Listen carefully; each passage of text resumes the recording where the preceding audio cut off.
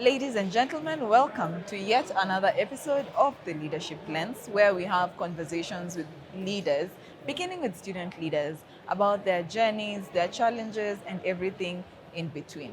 Now, today we'll be speaking to one leader among the governors who have just left office in the last few days to weeks. And Martin Luther King Jr. says that a genuine leader is not a searcher for consensus, but a molder of consensus. And the Faculty of Education based at the Kikuyu campus came to the consensus that this was the man for the job because the circumstances around which his election was done are quite interesting, and he'll be sharing that with us in a short while. I'll allow him to introduce himself. I'm Billy Wechuli Juma, former governor, Musa, Kikuyu Campus. That's Faculty of Education. Just before we began this interview, you were sharing with me the story of how you came into office and campaigned for only 2 days. Yes. Tell us a bit more about that. There were two teams, that's Team BD and Team Associates. So Team BD earlier on had went unopposed. So even they were celebrating.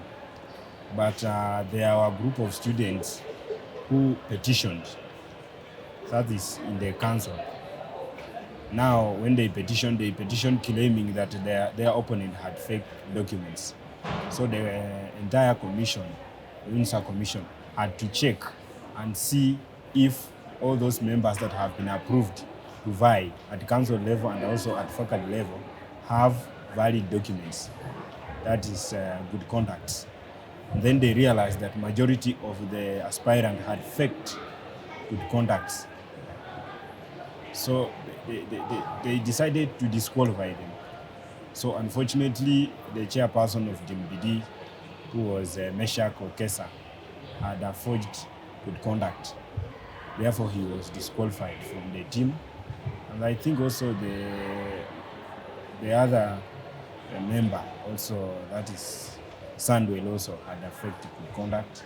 So the team was disqualified, and they were given time to arrange and come with the other new members and with valid good contacts. Now that's how I got the chance. So people to be a team brought you. member. So people brought me. They looked for me, and I came from Bungoma. Okay. All the way to Nairobi for Yes, this seat. Yes, to All vie. right. So it was actually remaining 4 days to election. I campaigned door to door for 2 days, and then we did our final rally. There's a square called Kimberley Square. That's where now we finished our campaign. Where the victory was secured. Yeah. And then election came and we won. We had 717 votes and our opponent got 704 votes. Quite That's a difference of tight. 13 votes. Quite Yeah. tight. Yes. Wow. Yeah. And I think that those are some of the things that make very beautiful stories in Yes. leadership, really. Yeah. So tell us, how was that tenure then, considering that the opposition, quote unquote, Yes. was giving you such a run for your money? How was your tenure afterwards? You know, it was quite challenging. And you see, the student community was expecting much from me. For example, challenges of water. We also have challenges of paying the DSTV. See, you realize that earlier on the DSTV was being paid at the college level, but you realize now that the administration was centralized. Everything has to emanate from main campus. Let me take you back a little bit to Yes. your 2-day campaign. Yes. What are some of the promises that you made to the students of Kikuyu campus?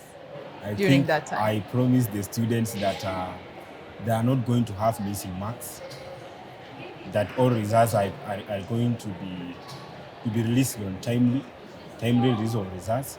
I also promised them Wi-Fi. Yeah, In the hostel? those are some, and also promised them good representation. That's good leadership in the faculty. Okay. Yes. How much of what you promised were you able to achieve during your 1 year?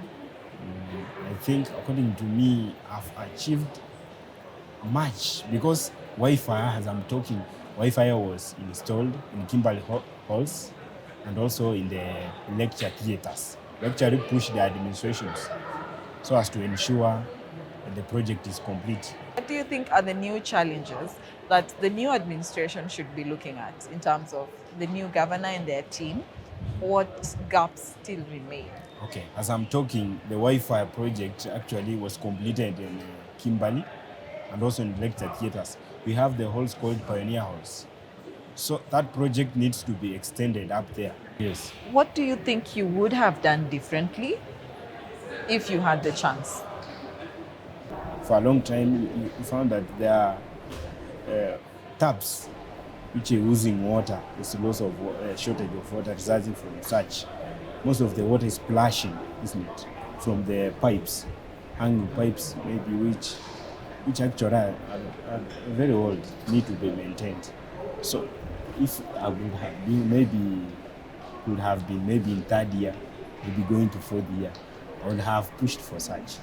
What are some of the lessons you've been able to learn from the time that you spent as governor of the faculty? So you realize that leadership is about consulting, yeah, and also learning to manage pressure between the student community and also the faculty administration. So you realize that there are challenges, but how you approach those challenges, that's now leadership, you see. Yeah. So it is sometimes you see it is difficult, but it is not impossible. What then would you give as a word of advice Yes. to those who are now taking up the positions and stepping into the big shoes you have left? Leadership is about consulting and also listening keenly and carefully.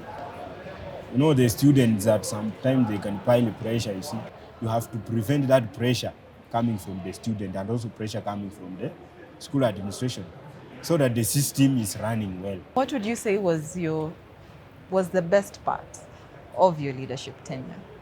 My best part of my leadership is the way I used to solve issues. Yeah, without noise. Yeah, that's the best part of me. And consulting. Now, at this point, I would want you to give a parting shot to those people who gave you this opportunity to lead, bringing you all the way from Bugoma.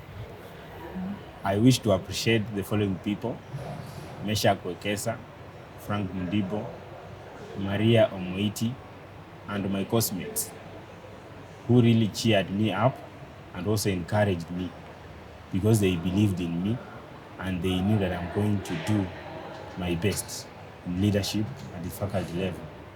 Yeah, I'm very happy for them. And also the people that are the student community in the Faculty of Education whom I have been leading, they have been my friends. Also, they have been encouraging me in every situation. Whenever the problem arises, they always believed in me. They always encouraged me to solve the problem. How is it now, being any other student? I have a lot of time to do my things. I can go to class comfortably. I don't have pressure from anybody. I can wake up anytime I want. Now I used to wake up maybe 6. Right now I can wake up maybe 7, then prepare, go to class and learn. So what should we expect moving forward? Do we expect to see more of you in political circles now that you have had a successful term? Of course, I have ambitions, yeah. I have a dream to be a senator in Bungoma County or whichever position, member of parliament, yeah. And politics is my career. Ah, nice. Yes. Not classrooms? I don't think. It's That quite one is a profession. unfortunate. Okay. Yeah. And now to the last bit of this program, where we expect that our leaders also showcase to us what else they do well other than leading. And so rumor has it that you are a very good performer as well. So show us a bit of what you've got. Let me imitate Vice Chancellor. Okay, through this camera. Okay. So when Corona pandemic came, I had Vice Chancellor Professor Stephen Kiambu say, "Dear student community, the University of Nairobi, we are here and we are not very happy because of Corona pandemic that has robbed our university.